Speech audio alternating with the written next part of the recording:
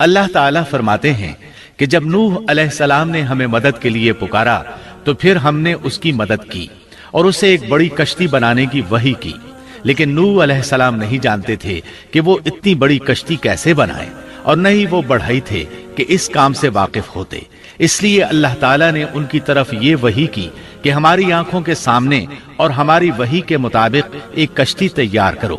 اللہ نے وحی کے ذریعے ان کی رہنمائی کی کہ وہ اس طرح کریں، اور مزید تعلیم کے لیے جبرائیل علیہ السلام کو بھیج دیا۔ وہ انہیں بتلاتے گئے کہ اس طرح کشتی تیار کرو۔ نوح علیہ السلام ایک پہاڑ پر رہتے تھے، ان کے ارد گرد درخت نہیں تھے، نہ پانی تھا، چنانچہ انہوں نے بہت سے درخت اگائے، پھر ان کو کاٹا اور پہاڑ پر بیٹھ کر کشتی تیار کرتے رہے۔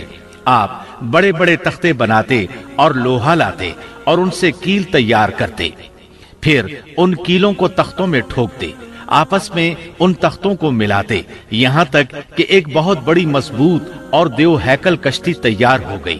ایک روایت کے مطابق نوح علیہ السلام نے اس کو 100 سال میں تیار کیا۔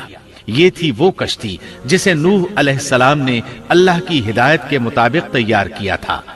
سورۃ القمر آیت 13 میں ارشاد ہوتا ہے، اور ہم نے نوح کو اس کشتی میں سوار کیا جو تختوں اور کیلوں سے بنی ہوئی تھی۔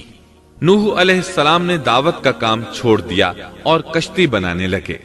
وہ لوگ جب انہیں کشتی بناتے دیکھتے تو ان کا مذاق اڑاتے، کہتے، نوح پہلے تو نبی تھا، اب بڑھئی بن گیا۔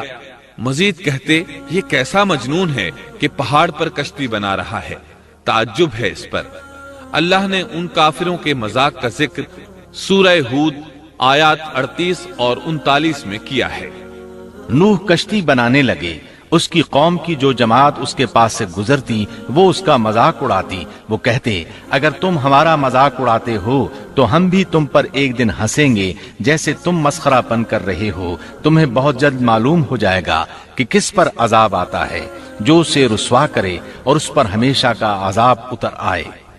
اس کشتی کا حلیہ ابن عباس رضی اللہ عنہما سے ایک روایت میں یوں آیا ہے۔ وہ بیان کرتے ہیں کہ نوح علیہ السلام نے پہاڑ پر ایک کشتی تیار کی اور اسے تارکول سے لت پت کیا۔ اسی وقت سے تارکول کا ظہور ہوا۔ اس کشتی کا طول 300 گز، اونچائی 30 گز اور عرض 50 گز تھا۔ ایک اندازے کے مطابق اس کا طول 1 کلومیٹر سے زیادہ تھا، اور اس کی بلندی اور گہرائی کے بارے میں کہا گیا ہے کہ 30 ہاتھ تھی، اور یہ کشتی عام کشتیوں کی طرح اوپر سے کھلی ہوئی نہیں تھی، بلکہ جس طرح اس کو نیچے سے بند کیا گیا تھا اسی طرح اوپر سے بھی بند کیا گیا تھا، تاکہ اوپر سے جو بارش برسے وہ انہیں نقصان نہ دے، اور جس طرح نیچے والے غرق ہونے سے محفوظ رہیں اسی طرح اوپر والے بھی محفوظ رہیں۔ گویا وہ ایک گیند کی مانند تھی۔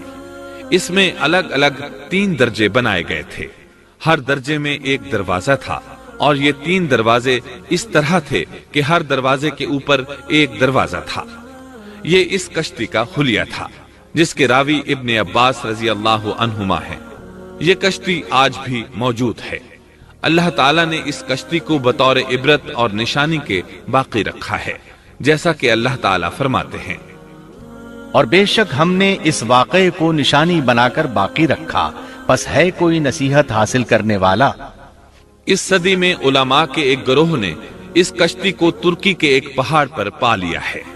اب وہ 2 ٹکڑوں میں تقسیم ہو چکی ہے۔ اس کا حلیہ وہی تھا جو بیان ہوا۔ اللہ کا فرمان سچا ثابت ہو گیا کہ ہم نے اس کو نشانی بنا کر باقی رکھا ہے۔